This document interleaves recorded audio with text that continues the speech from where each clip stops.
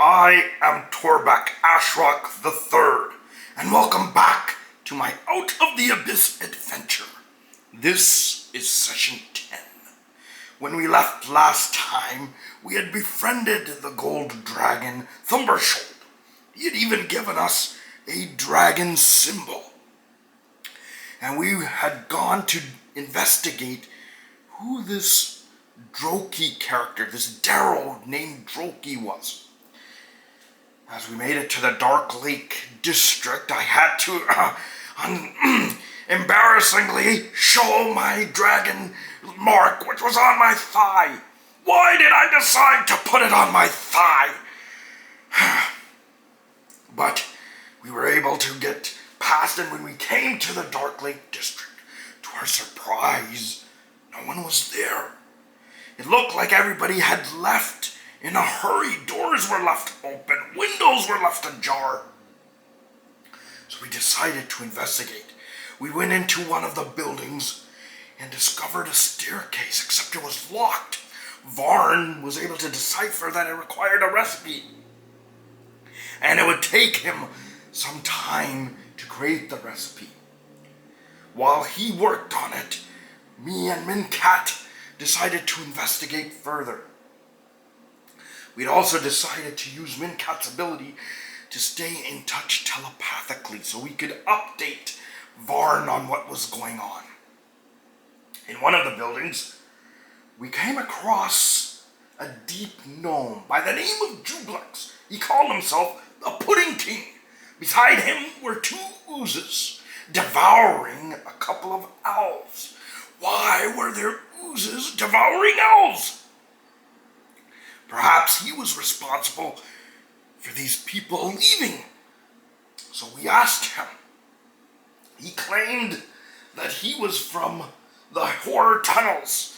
These tunnels were created by the mind flayers during ancient times. And when the mind flayers left, shall we say, lesser races decided to call them home.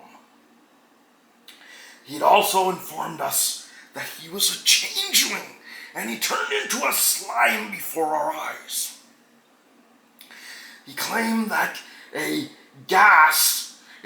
extra dimensional grass, had been growing through the town, and it was upsetting him, and he had come to claim his land, for he claimed that the grass was being created by Thumbershoulder. And some sort of a gas was the reason why the people had been forced to flee.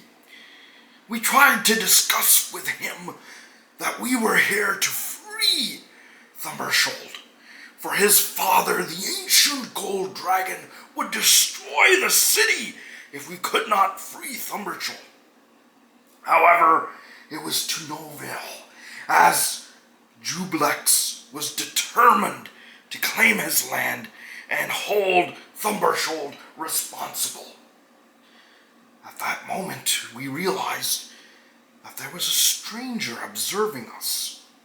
Turned out his name was Fang, and he was carrying a scimitar and wearing a cloak to hide his appearance. Mincat communicated with him telepathically, as we weren't sure on which side he was. And we informed him of what was going on. We had told him that we were trying to convince Jublex not to attack Thumbershoulder. But realizing that we were getting nowhere, we felt we had no choice but to attack. Unsure on what Fang would do, we decided to take a chance and fight. Just as we were doing that, a 10-foot cube ooze came out of a building. And the other two smaller oozes decided, for whatever reason, to start insulting us. They did this telepathically as well. So I produced my warhammer, as it has been a while since I did combat. However, I discovered very early that the giant ooze was to be avoided, as it could devour our weapons.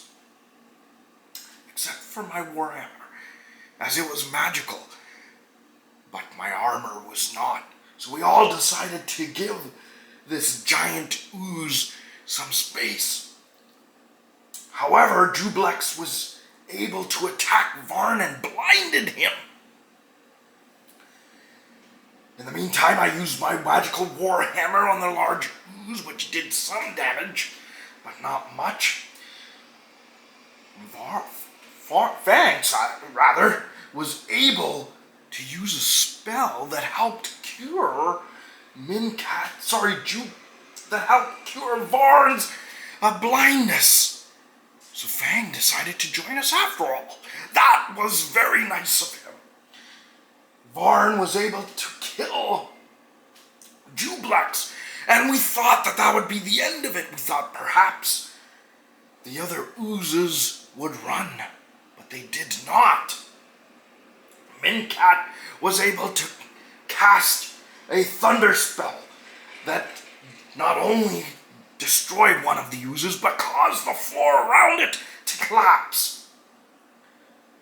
However, in doing so, Mincat placed himself too close to the giant ooze. Before our very eyes, the giant ooze jumped on Mincat. There was no scream. There was no shout.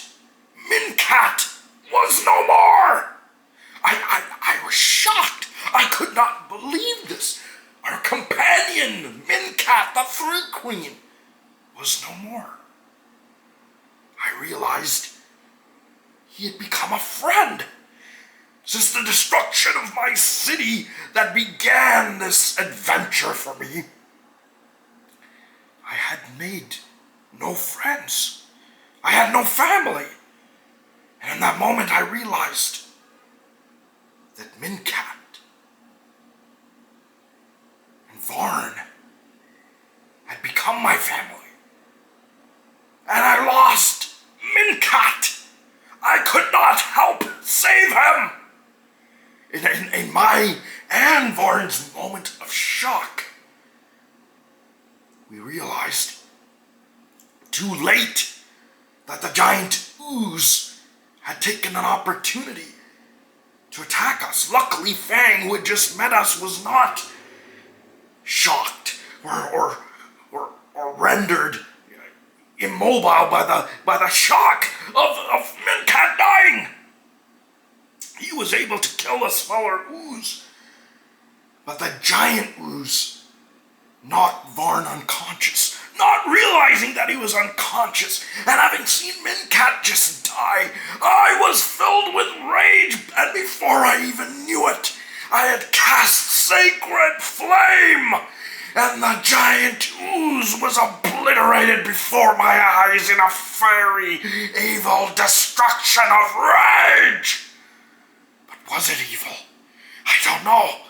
All I know is I felt this power within me, and I felt I needed to avenge my companion Mincat's death. We sat there, the three of us, Fang, myself, and Varn, and we looked at what was left Mincat. We paid our respects to our fallen friend. Decided to take what we could from his corpse. And we rested. Rested in that building we first investigated. But we were woken by a lanky elf. Name was Dondhel. He said he lived there. He'd come from the basement, I guess. He had used the stairs. We informed him why we were in his home and what had happened. He was shocked that there was nobody around, and he decided that he'd help us investigate. So in the morning, we got up, still feeling very, very sad and angry at the loss of our companion, Mincat. we made it to the Dark Lake district. We observed two Darrows sitting at a distance. We decided that we would sneak up on them, as we were worried they would run just like that Darrow Drokey ran before. And he seemed to have the answers to all of what was going on in the city. We needed to find Drokey. So we approached the Darrows, and we surprised them. Fang used Entangle when they would not talk. And our new companion, Dondhel, I believe tortured one of them. And so the other began to talk. And I will, at this point, end this session. I still am a little overwhelmed with the loss of Mincat. Join me next time, my friends, as we find out what what information these Darrows will give us and where it will lead us. Take care, and hold your friends close to you, and remind them just how much they mean.